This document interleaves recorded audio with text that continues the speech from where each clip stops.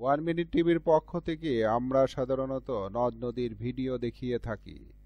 আজকে আপনাদের সামনে তুলে ধরা হবে রাজশাহী জেলার একটি সুন্দর এবং প্রাচীন নদী কম্প নদী।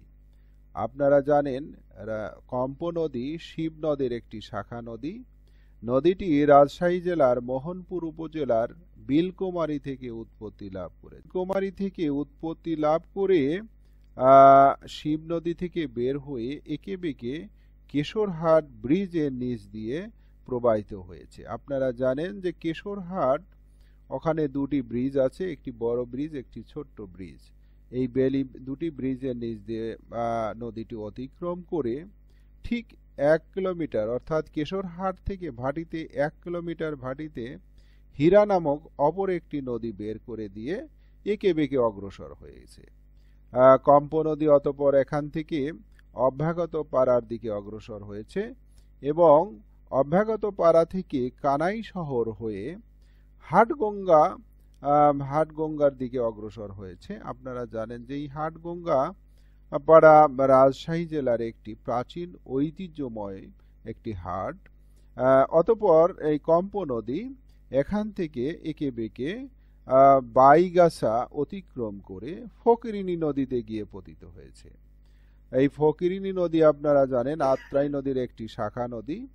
কম্প নদীর দৈর্ঘ্য বেশি নয়, মাত্র 20 কিলোমিটার এবং গড় প্রস্থ 90 মিটার, গভীরতা 4 মিটার। শুকনা মৌসুমে বা নদীতে পানি থাকে না, তখন 2 মিটার ধরা যায় এবং আপনারা জানেন বর্ষাকালে নদীটি পানিতে পরিপূর্ণতা পায়, পানি টইটম্বুর থাকে। বর্ষাকালে পানি থাকে বিধায় এখানে তখন মাছ ধরা হয়, নৌকা চলাচল করে।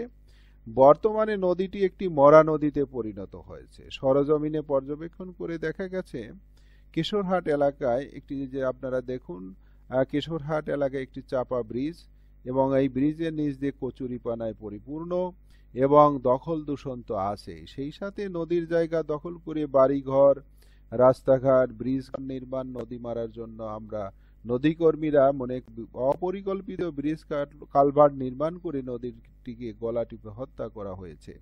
সেই সাথে নদীর জায়গা দখল করে অনেক মুরগির খামার এবং মুরগির উচ্ছিষ্ট ফেলা এবং ময়লা আবর্জনা ফেলা আমরা সরজমিনে পর্যবেক্ষণ করে এসেছি।